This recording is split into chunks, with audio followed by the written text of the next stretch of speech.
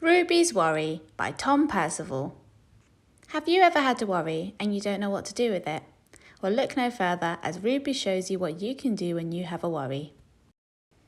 Ruby loved being Ruby. She loved to swing up high. And she loved to explore wild, faraway places. Sometimes she even went all the way to the very bottom of the garden. Ruby was perfectly happy until one day she discovered a worry. It wasn't a very big worry. In fact, it was so small that at first Ruby hardly noticed it. But then the worry started to grow. Each day it got a little bit bigger. It just wouldn't leave her alone. It was there at breakfast staring at her over the cereal box. And it was still there at night when she cleaned her teeth. The funny thing was that no one else could see Ruby's worry, not even her teacher. So Ruby pretended that she couldn't see it either. She tried to carry on as if everything was normal, but it just wasn't. The worry was always there, stopping her from doing the things that she loved. Ruby wondered if the worry would ever go away. What if it didn't? What if it stayed with her forever? Ruby didn't realise, but she was doing the worst thing you can ever do with a worry. She was worrying about it. Now the worry was enormous.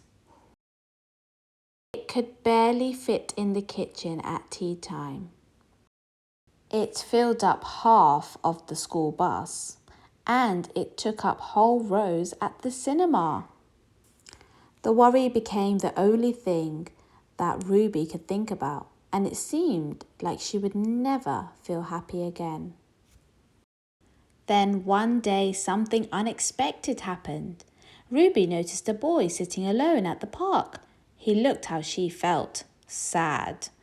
And then she noticed something else, something hovering next to him. Could it be a worry? It was. Ruby realised that she wasn't the only person with a worry after all. Other people had them too. She asked the boy what was on his mind, and as he told her, the strangest thing happened. His worry began to shrink. Then Ruby did the best thing you can ever do if you have a worry. She talked about it. As the words tumbled out, Ruby's worry began to shrink until it was barely there at all. Soon, both of their worries were gone. Finally, Ruby felt like herself again. Of course, that wasn't the last time she ever had to worry. Everyone gets them from time to time. But now that she knew how to get rid of them, they never hung around for long. The end. Don't forget to like and subscribe.